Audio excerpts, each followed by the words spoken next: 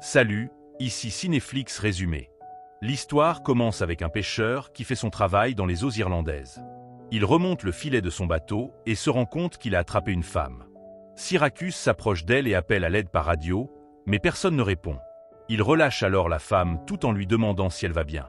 Il lui fait du bouche à bouche et parvient à lui faire reprendre conscience. Elle lui demande pourquoi elle est en vie. Il lui répond que tout ce qu'il sait, c'est qu'il l'a trouvée dans son filet. Syracuse emmène la femme à l'intérieur du bateau et lui dit qu'elle doit aller à l'hôpital, mais elle refuse, ne voulant voir personne. L'homme lui demande son nom, mais elle répond qu'elle ne le sait pas, et Syracuse suppose qu'elle a peut-être perdu la mémoire dans l'eau. En chemin, Syracuse parle à nouveau de l'emmener à l'hôpital, mais elle le supplie de ne pas le faire, et il lui dit qu'il connaît un endroit où personne ne la verra. Ils arrivent à la maison de la mère décédée de Syracuse, et la femme lui dit qu'elle devrait être morte. Syracuse lui offre son déjeuner, puis part chercher sa fille Annie, qui souffre d'insuffisance rénale et doit subir une dialyse hebdomadaire. À la clinique, Syracuse raconte à sa fille l'histoire d'un pêcheur qui travaillait jusqu'à ce qu'il attrape une fille dans ses filets. Après la dialyse d'Annie, la clinique lui donne un fauteuil roulant électrique. Ils se rendent chez son ex-femme Maura et son compagnon Alex pour leur laisser Annie. Syracuse retourne chez sa mère. Et y retrouve la femme. Ils discutent, puis montent à bord du bateau pour aller pêcher. Pendant la pêche, la femme lui dit qu'il peut l'appeler Andine, ce qui signifie femme de l'eau. Syracuse pose des pièges pour attraper quelque chose, mais n'a pas de chance. Andine se met à chanter dans une langue étrange, ce qui lui permet d'attraper plusieurs homards. Il attribue le succès de la pêche à son chant et dit qu'elle lui porte chance. Plus tard, Syracuse demande à Andine de l'aider avec les homards et elle lui demande ce qu'il en fait. Il répond qu'il les vend. Syracuse remet quelques homards à l'eau, expliquant à Andine qu'il les garde pour les jours de pluie. Syracuse et Andine montent dans sa voiture et il lui dit qu'il a l'intention de partager les bénéfices de la vente avec elle parce qu'elle lui a porté chance.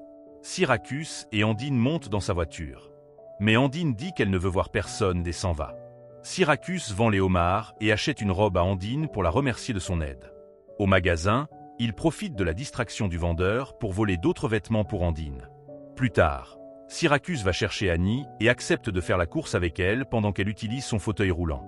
En chemin, il reprend l'histoire de l'autre jour, mentionnant que la femme a chanté sur un bateau. Annie lui répond qu'il s'agit peut-être d'une femme phoque. Syracuse dépose Annie chez elle, mais elle devient curieuse de l'histoire de son père et décide de le suivre. Pendant ce temps, Syracuse retourne voir Andine. Il lui donne les vêtements, et elle l'embrasse sur la joue en le remerciant. Syracuse demande à Andine combien de temps elle compte rester dans la maison, et elle répond que cela dépend de lui. Il lui dit qu'elle peut rester pour toujours si elle le souhaite. Syracuse remonte dans son camion, tandis qu'Annie observe de loin, soupçonnant son père de cacher quelque chose. Elle décide d'aller à la bibliothèque pour en savoir plus sur le peuple des phoques. Pendant ce temps, Syracuse se rend à l'église pour avouer depuis combien de temps il est sobre et qu'il a volé des vêtements dans un magasin.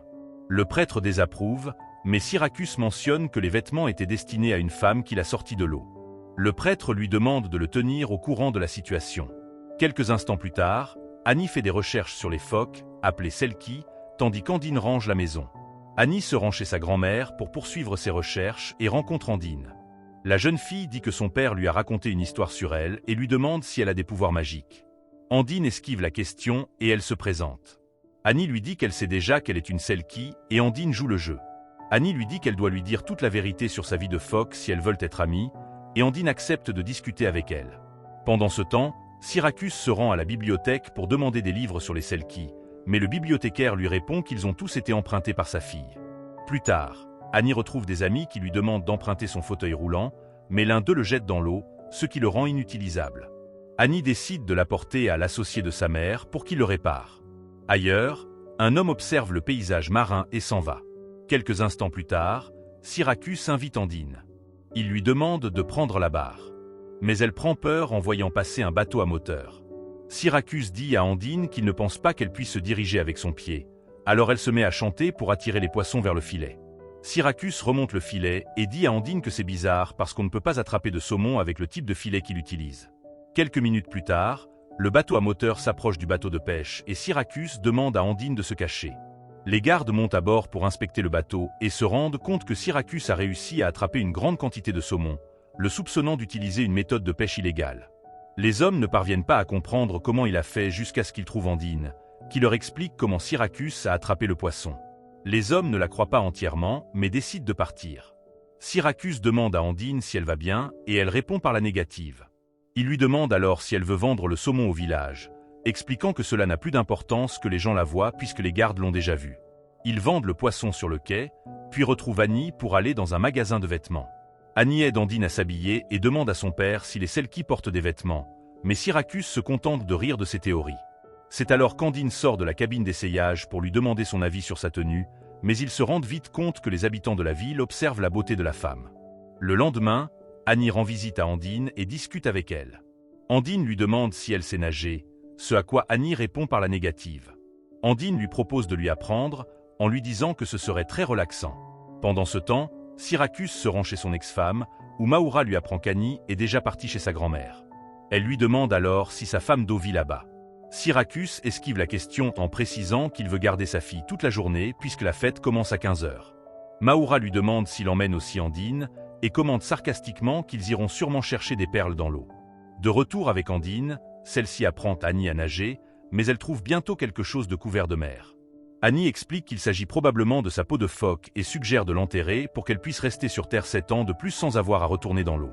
Plus tard, Syracuse, Annie et Andine sont sur le bateau pour assister au festival. En chemin, Annie ne cesse de répéter qu'elle est sûre qu'Andine est une femme phoque. À leur arrivée, Annie continue d'importuner Andine en lui disant qu'elle est une Selkie. Voyant qu'Andine ne cesse de le nier, elle se jette à l'eau pour la mettre à l'épreuve. Andine plonge pour sauver Annie et la ramène sur le bateau. Annie raconte à son père qu'Andine peut respirer sous l'eau. Plus tard, Syracuse emmène Annie chez Maura, qui commence à le réprimander pour sa négligence, mais il décide de l'ignorer en partant. Syracuse et Andine arrivent à la maison, où il révèle que lui et son ex-femme ont été alcooliques pendant des années. Il a décidé d'arrêter de boire pour le bien d'Annie, mais Maura n'a pas apprécié et l'a chassé de la maison. Andine demande pourquoi il ne reste pas avec Annie, et Syracuse explique que le gouvernement pense que sa fille est mieux avec sa mère. Syracuse se rapproche alors d'Andine pour une rencontre amoureuse. Elle ne répond pas. Quelques instants plus tard, Syracuse retourne à l'église pour se confesser. Il dit au prêtre qu'Andine lui a porté chance et qu'il craint de la perdre, non seulement pour cette raison, mais aussi parce qu'il commence à tomber amoureux d'elle. En sortant de l'église, l'homme qui regardait la mer l'autre jour s'approche de Syracuse et lui demande comment il appelle la femme qui est toujours avec lui sur le bateau. Syracuse ne répond pas. L'homme s'approche de Syracuse et s'en va dans son camion. Plus tard, Syracuse accompagne sa fille lors de sa dialyse et l'emmène ensuite chez Mahoura. Mais lorsqu'ils arrivent, ils se rendent compte que son ex-femme et son compagnon ne sont pas là, et ils décident de partir à leur recherche. Pendant ce temps, l'homme qui a importuné Syracuse se rend à la maison où se trouve Andine. Elle s'aperçoit de sa présence et tente de s'enfuir pour se cacher. De retour chez Syracuse, il retrouve Mahoura avec sa fille et elle lui demande de lui laisser Annie, mais il refuse en disant qu'il la ramènera chez lui. Annie rassure son père en lui disant que tout ira bien. Syracuse rentre chez lui et remarque qu'Andine n'est pas là. Il se met alors à chercher jusqu'à ce qu'il la trouve sous un petit pont. Andine lui dit que l'homme mystérieux la cherchait. Syracuse lui propose alors de faire un vœu pour que l'homme disparaisse. Selon la légende, les Selkies peuvent exaucer des vœux. Andéan répond qu'elle disparaîtra elle aussi. Elle dit qu'elle veut s'endormir. Syracuse la ramène donc à la maison. De son côté, Maura quitte l'endroit en état d'ébriété en transportant son mari et Annie dans la camionnette. Et bientôt, ils entrent en collision avec ce mystérieux sujet. Il s'agit d'un accident survenu à sa famille. Quelques instants plus tard, Syracuse et Andine se rencontrent, passant par le même endroit. Mais ils remarquent rapidement qu'il y a eu un accident et se rendent compte qu'il s'agit d'Annie. Syracuse se rend à l'hôpital. Annie se réveille et demande à son père ce qui s'est passé. Mais celui-ci lui répond qu'il ne sait pas. Dans les couloirs, on transporte le mystérieux sujet sur une civière. Il se rend alors compte qu'Andine se trouve à cet endroit. Il crie alors à la femme qu'il ira la chercher à la sortie de l'hôpital. C'est alors qu'un médecin annonce à Syracuse qu'Alex est décédé, bien que son rein soit compatible avec celui d'Annie, et qu'il va donc falloir opérer la jeune fille pour profiter de ce moment. D'autre part, Andine se rend chez cet homme, qui lui reproche de parler une autre langue et lui demande de rentrer chez elle, mais elle refuse car elle a maintenant une famille à cet endroit. Plus tard, Syracuse se réjouit que sa fille soit bien sortie de l'opération, et l'homme croit que le souhait d'Andine s'est réalisé en réalité. Le lendemain, Syracuse et les autres assistent aux funérailles d'Alex. Puis Mahoura lui dit qu'il peut avoir la garde d'Annie, mais qu'en échange il devra la faire sortir, en tant que doyenne de sa vie. Mahoura invite ensuite Syracuse à prendre un verre. L'homme décide alors de boire par manque de volonté, rompant ainsi sa série de sobriété. En raison de la soirée, Syracuse quitte le bar. Il va voir Andine et lui dit qu'il la ramènera chez elle.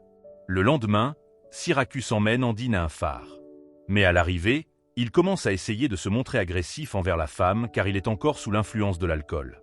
Quelques instants plus tard, Syracuse dit à Andine qu'elle sera bien dans cet endroit. Puis le pêcheur retourne au bateau. Andine s'en aperçoit et tente de le rattraper. L'homme lui dit alors qu'elle n'est sûrement pas humaine, que leur relation est donc impossible et qu'il abandonne la jeune fille. Mais Andine refuse cette idée et décide de plonger dans la mer pour tenter de le rattraper. Le soir, Syracuse emmène sa fille dans sa maison. Annie lui demande alors des nouvelles d'Andine, ce à quoi il répond qu'il a dû partir. Mais Annie mentionne qu'elle reviendra, car elle a laissé quelque chose d'important. Le lendemain, Annie regarde la télévision, puis elle voit une émission dans laquelle un homme chante la même chanson qu'Andine. Syracuse se rend alors compte que cette chanson est un Deniso islandais.